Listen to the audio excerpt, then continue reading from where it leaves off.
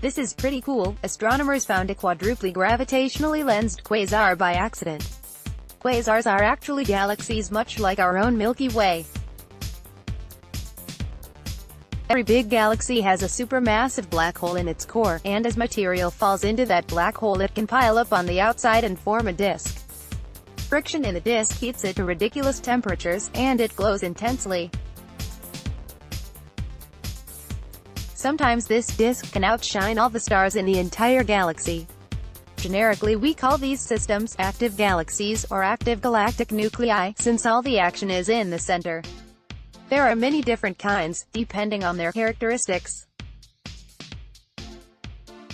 Quasars, so named because they are quasi-stellar radio sources. They look like stars, but blast out radio waves are usually pretty far away. The first ever found 3C273 is a billion light-years from us. Most are much farther than that. We can learn a lot about them by studying their brightness. Sometimes clumps of matter fall in, and the brightness can fluctuate. Recently, a grad student at the U.S. Naval Observatory named George Nelson was looking at variable quasar data, and he spotted something odd.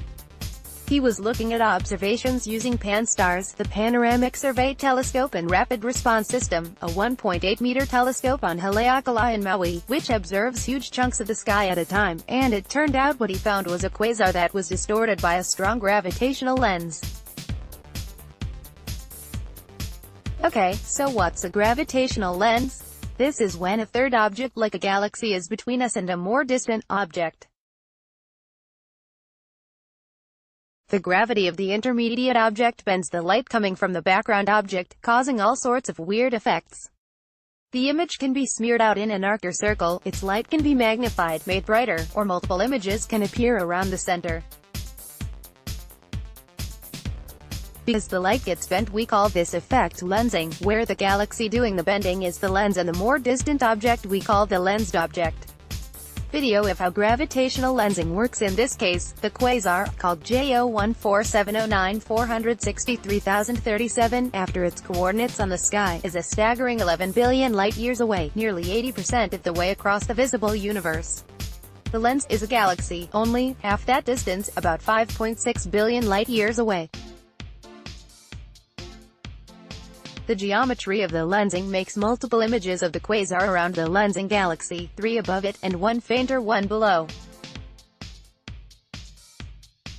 That makes this a relatively rare quadruple-lensed quasar.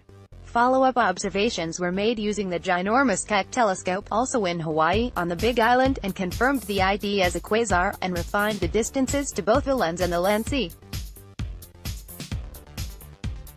One reason these types of objects are interesting is that, by definition, each image of the quasar that we see took a different path to reach us, and some paths are longer than others.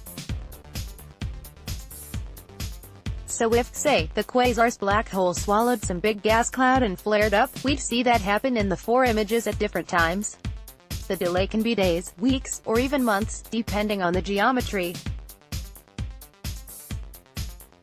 This allows multiple observations of one event, sorta like time travel. It also can reveal more information about not just the quasar but also the lensing galaxy. Because it's the gravity of the galaxy that does the bending, and that depends on the mass, the lens can help us map out the distribution of material in that intervening galaxy. So we get info about both distant objects this way. Only about 40 such quadruple-lensed quasars are known, and this is the first seen in PAN-STARRS data. Given how PAN-STARRS takes wide, deep images, I imagine a lot more will be found. Addendum: in between the time I wrote this article and the time it was published, another quad lens was found. So I guess I was right, and despite all this, I have to tell you the part that makes me smile. The shape of the lensed image, together with its location on the sky, have led to it being given a fun nickname, Andromeda's parachute. I totally see it. P.S. If you're wondering about this article's title, Andromeda was the daughter of Cepheus and Cassiopeia, king and queen of Ethiopia in Greek mythology. As usual in such stories, boasting about her beauty led to jealousy. She's chained to a rock on a beach, and Poseidon sends the sea monster Cetus to kill her, but the serpent is instead killed by Perseus using the severed head of Medusa. just another Saturday in mythology. But bringing this back to astronomy, every single one of those characters is represented by stars and constellations in the sky, even Medusa's head, the star Algol. My early love for mythology was fueled in part by its connection to astronomy.